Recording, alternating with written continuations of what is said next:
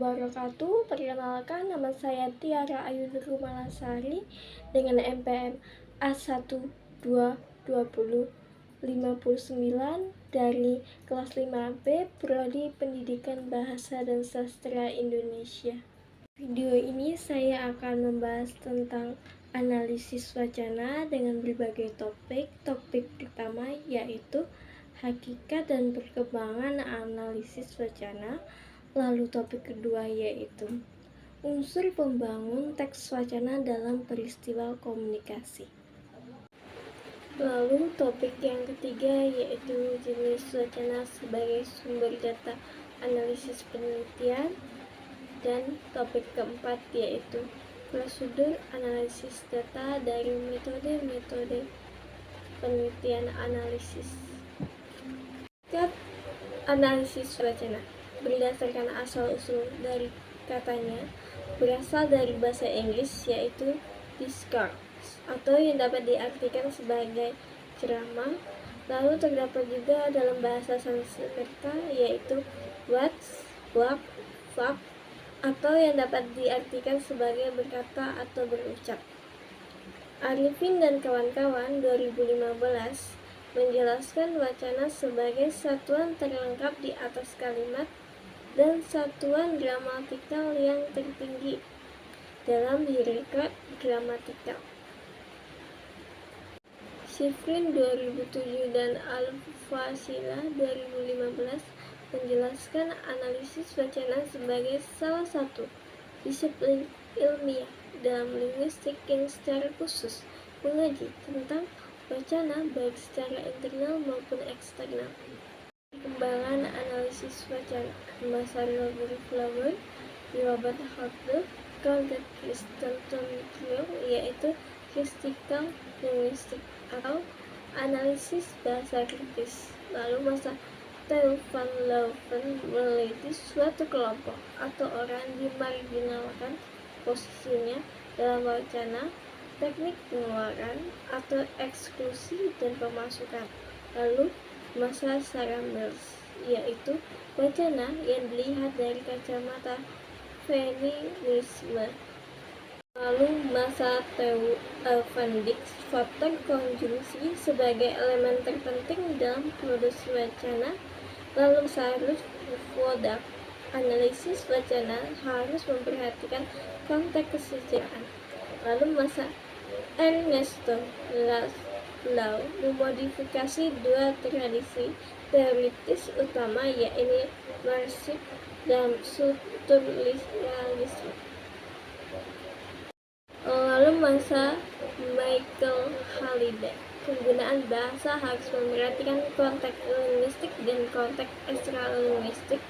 Lalu yang terakhir yaitu masa Nomar Fairloh analisis wacana kritis pada linguistik dan pemikiran sosial dan politik yang diintegrasikan pada perubahan sosial.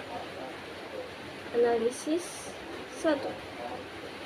Teks dan studi struktur. 2. Perangkat wacana dan konsep wacana. Dan 3. Praktik sosial budaya dan konsep budaya. Unsur pembangun teks wacana dalam peristiwa komunikasi. Yang pertama adalah unsur internal dan yang kedua adalah unsur eksternal. Unsur internal. Yang pertama ada kata.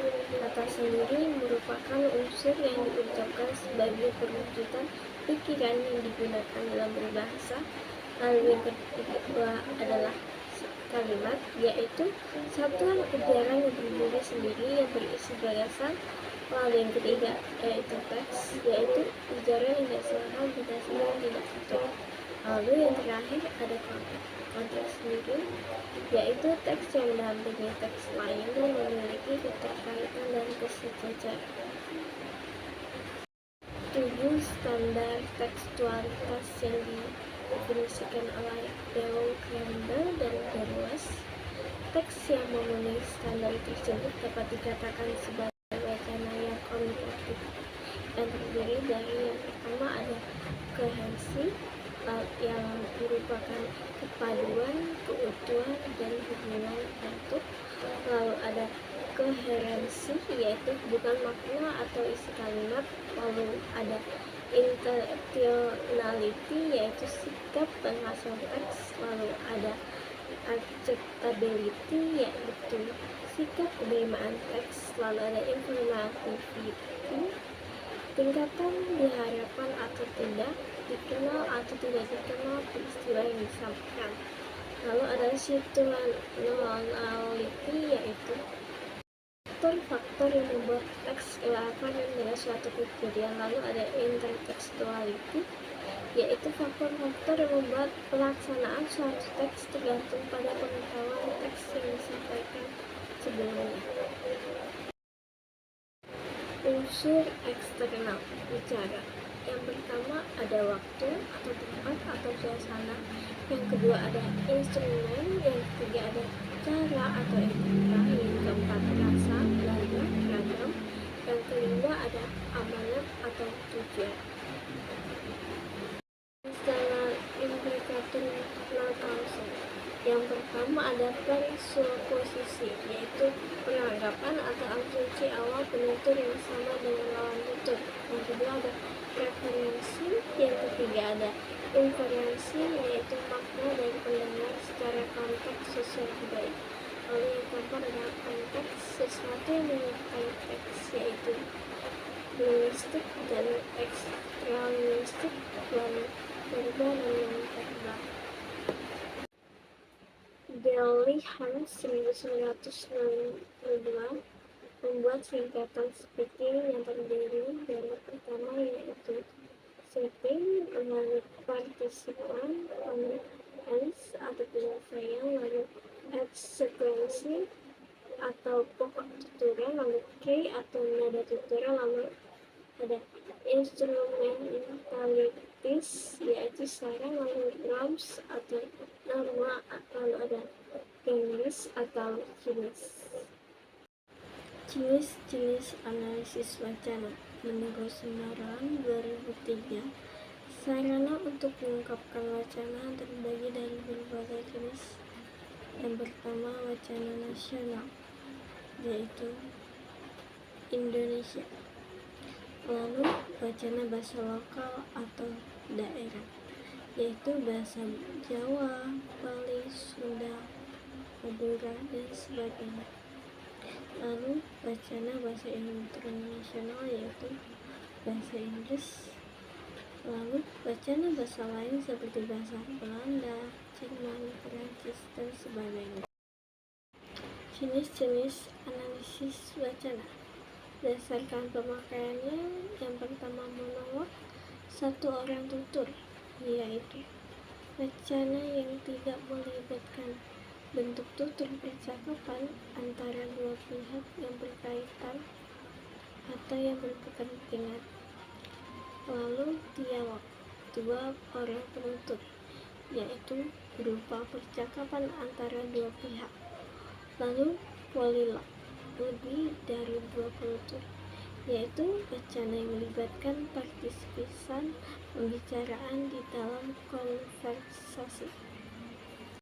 Jenis-jenis analisis wacana menurut Taringan 2005 dari media ada wacana tulis, wacana lisan, lalu langsung tidak langsung pengungkapannya, ada wacana langsung, wacana tidak langsung, berdasarkan cara membeberkan atau menuturkannya, ada wacana pembeberan, wacana penuturan, berdasarkan bentuknya ada puisi, prosa, dan drama. Teknik analisis data penelitian historis. Yang pertama heuristik, menemukan sumber-sumber sejarah. Yang kedua kritik, menyelidiki jejak-jejak sejarah asli atau palsu. Yang ketiga interpretasi, merangkai fakta-fakta. Yang keempat historiografi, penulisan dalam bentuk rapor. Teknik analisis data naratif. Yang pertama mengidentifikasi suatu fenomena untuk menjawab permasalahan penelitian. Yang kedua sengaja memilih individu dari mana kita belajar fenomena tersebut. Yang ketiga, mengubah cerita dari individu tersebut. Yang keempat, menceritakan kisah individu. Yang kelima, berkomunikasi dengan partisipan yang menceritakan kisahnya. Yang keenam, menulis cerita tentang pengalaman partisipan.